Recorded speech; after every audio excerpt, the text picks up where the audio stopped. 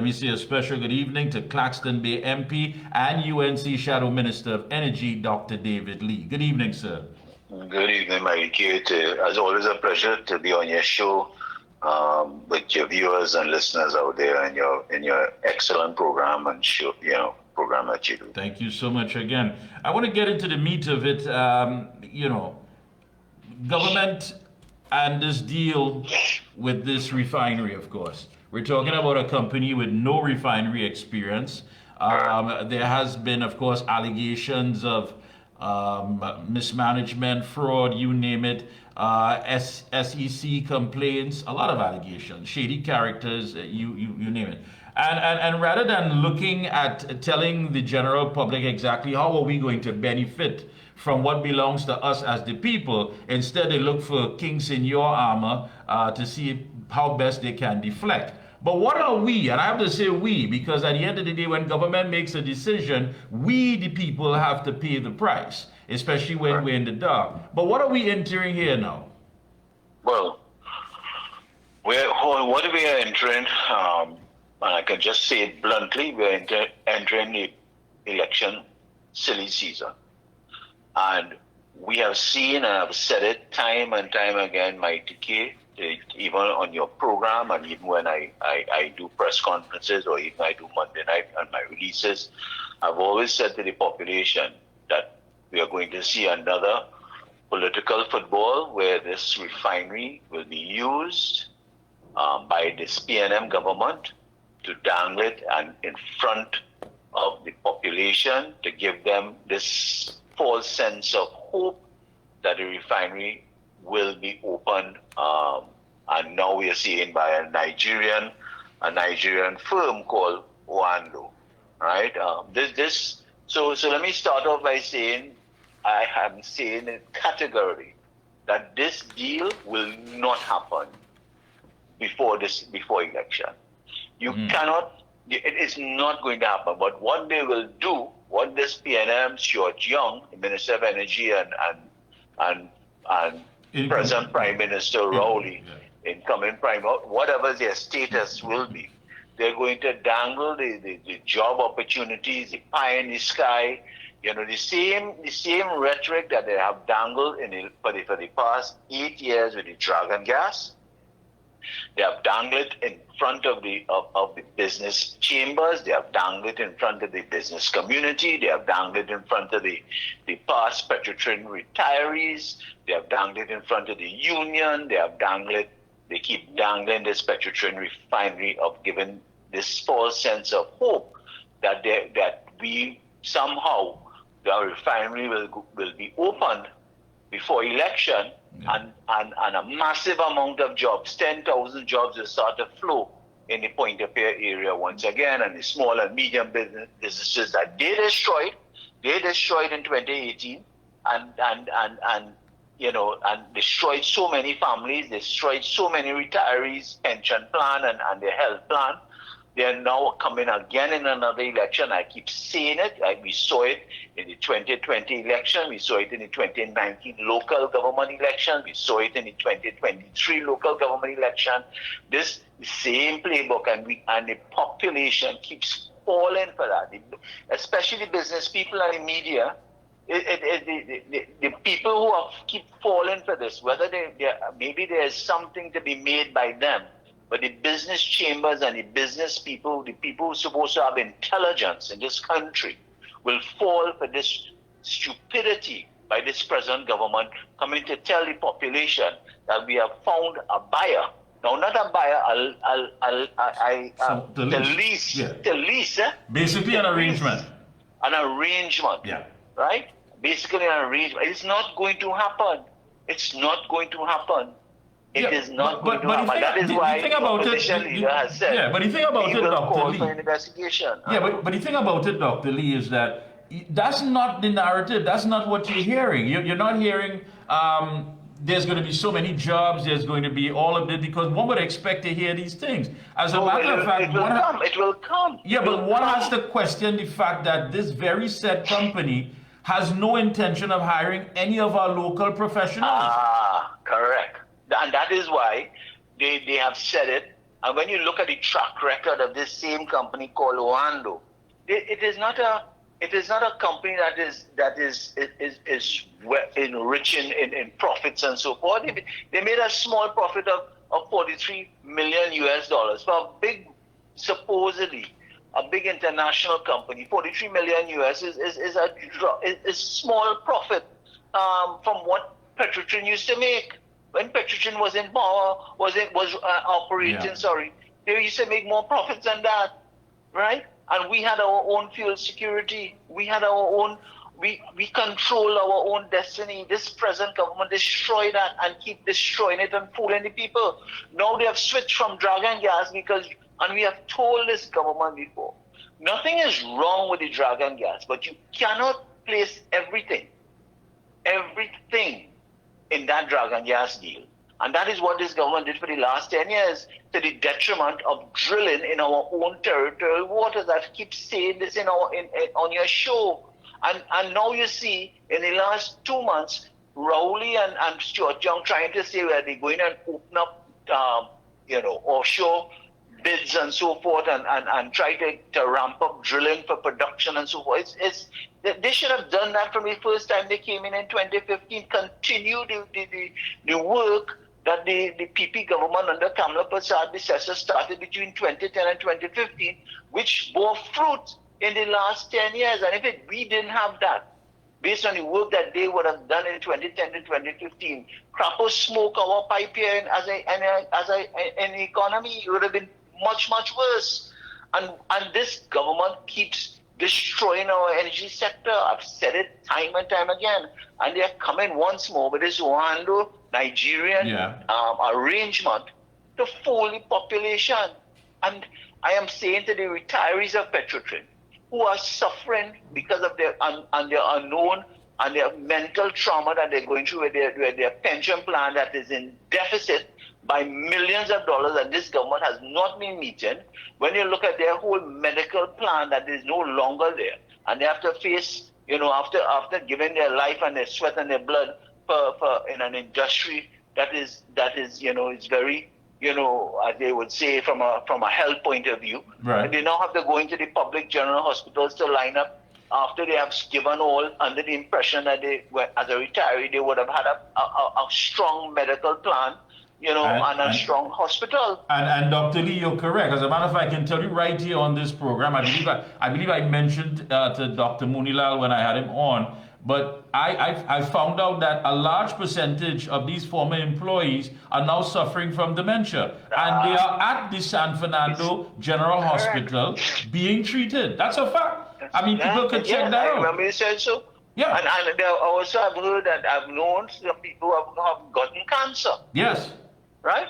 So and this is not what they spent years in a company, not moving but offering their services to build a energy giant like Petrotrin. That's what they did it for. Not only for their self thing, but also for the country. And this government, in the stroke of a pen, destroyed that. And we must not allow them to get away again with this foolishness they're coming with about the Oando deal arrangement, whether it is a lease, whether it is it's just foolishness by this present government fooling the people. And I told the people 3 weeks ago, Mikee K, that we got information that Oando was the preferred company of choice for this government. And we have many questions to ask about this. So I don't want Stuart Young or Rowley to come and tell the country we hiding behind this confidentiality and we cannot give you the information. That piece of asset that is in Petrotrin belongs to every one of us in this country, 1.5 million people. And we demand to know what is the true story behind this deal with Oando. Right? We demand that, and we should demand that. That is our asset. And I agree with you. I agree. Now, one of the things that you raise is the fact that when you look at the books, Oando's books, you said that they haven't really made much of a profit. And how are they going to get that $1 billion startup capital? That is why I'm telling you, Mikee K, this is just a Nancy story because it's political season, and they need to have a political football to kick, and that is the refinery that they're coming back to fool the people that they will have the amount of jobs and whatever services that will be provided. Pie in the sky stuff. It's just like the Dragon Gas deal. We told this population, and the business community in Port of Spain are the ones who are fooling the population also. That's right. They are fooling the population by saying that the opposition only talking out of turn and we're not being patriotic. And I want to ask this government, they say that we're not being patriotic. Let me tell you what patriotism is. If they were so patriotic, this government and the business people, why did they go and open the Cuba Children's Hospital that Kamla Prasad Bissessa outfitted?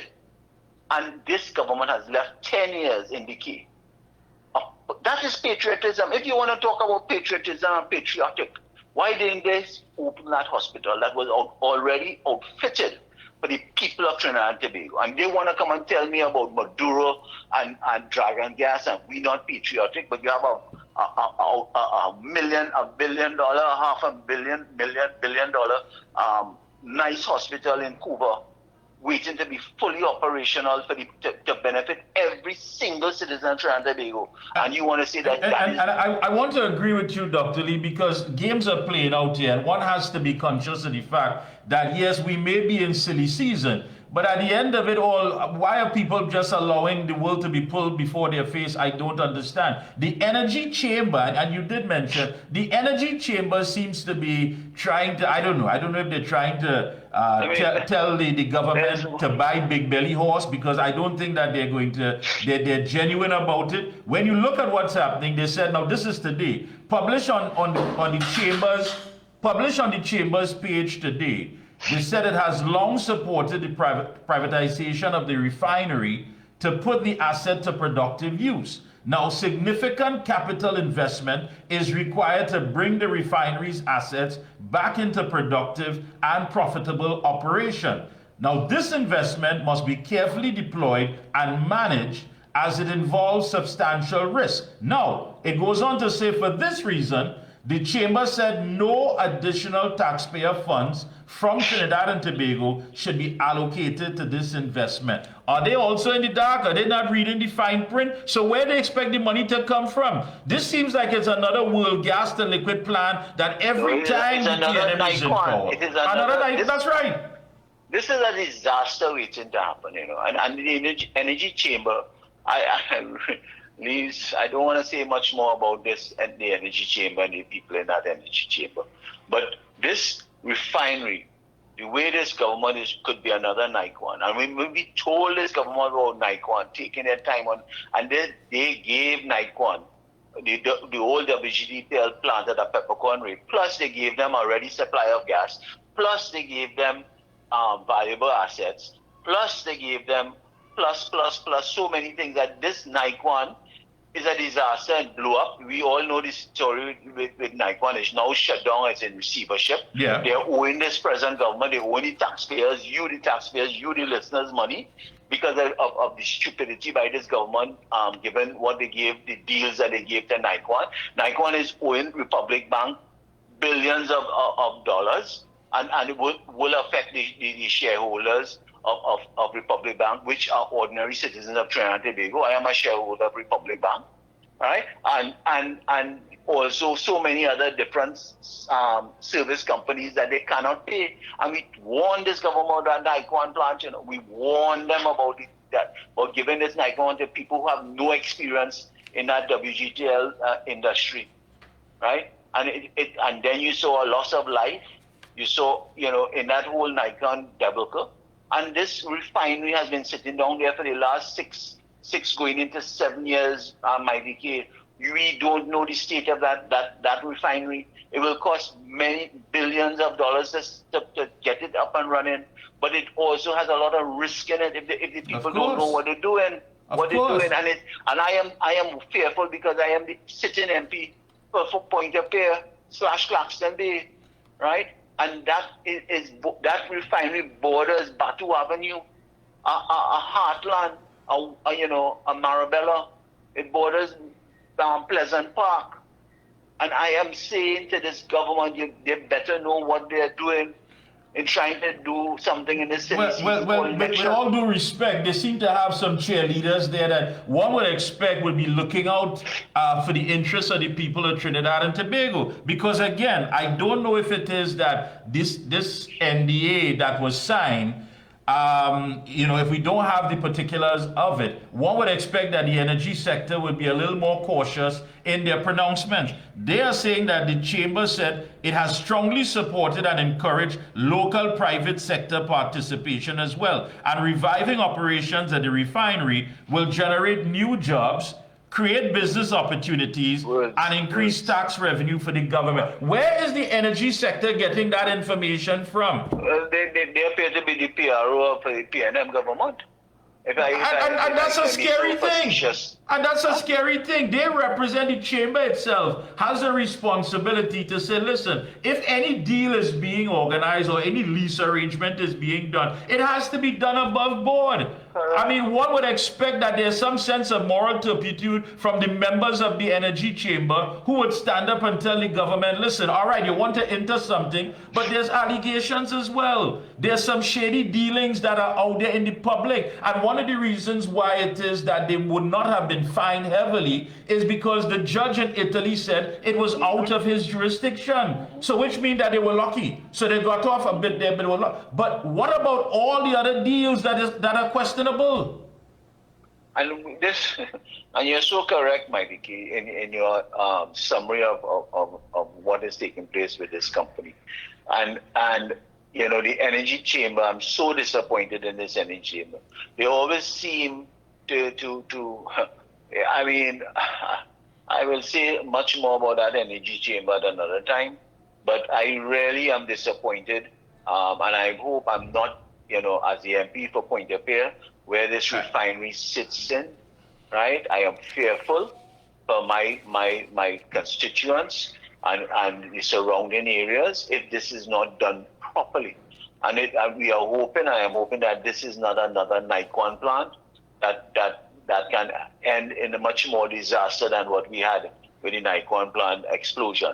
Yes, so I really hope that they know what they're doing here. I really hope this government know what they're doing. No, it's going to get nasty. It's going to get nasty. I know we got to wrap up because I know you're in the middle of something. But listen, it's going to get nasty. And trust me, soon you'll be hearing this whole narrative and this whole talk. Oh, they don't want the black people because it's a black company. Correct. And they come from Nigeria and all of that. All of that is going to play out. It's going to get nasty. Their minions are going to be saying it on the radio. All of the puppeteers are going to be talking this utter rubbish. We're hearing it from the chamber already. But what stands out most of all is the fact that here it is that the opposition leader, Kamala Persad-Bissessar, says her party will not honor any agreement the current PNM government enters regarding the Pointe-a-Pierre refinery. And she said that government colluding with Nicolas Maduro's Venezuela regime is the worst bend over in TNT's energy sector history. Now that gives us a sense of hope. One would have thought we would have heard something again better from the energy sector, but all right, that ship has sailed. They are there to be cheerleaders and what have you. We don't know who's benefiting, but somehow it doesn't benefit the people of Trinidad and Tobago. Now, where are we at? Because the opposition leader is saying that a UNC government coming into power is not going to honor any of this nonsense that we're hearing. And she's correct. I endorse what she has said. And because, after 2018, November 2018, so many different companies and proposals and bids were put in. I mean, you all remember the OWTU patriotic bid that this same government said in the run up to the 2020 elections that they will get it. That was said by Imbert and Prime Minister Rowley. They are the preferred bidders. And then all of a sudden after 20, and we told the OWTU that is not going to happen. This government is not going to give it to them. And we see again the government is using this Petrotrin refinery as a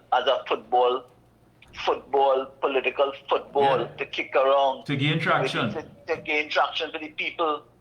And I want to, before I end, I want to remind this country about this dragon gas deal that Stuart Young and Rowley had promised, and put all their eggs in this basket with Maduro government. And now you're seeing so many different things playing out, which we told them the geopolitics. They have to be careful of the geopolitics. And they were saying, we don't know what we're doing. All We right. don't know I what want we're to thank doing. you so much for taking time out. Again, I know you're in the middle of something, but this had to be made public to the citizens. Thank you so much. Keep up the good work, and we'll be checking in with you Thank you so periodically. much, Mikee K, and I appreciate the love that you always show. Yes. Have a good one. Thanks a lot. Thank you so Appreciate much. it. Yeah.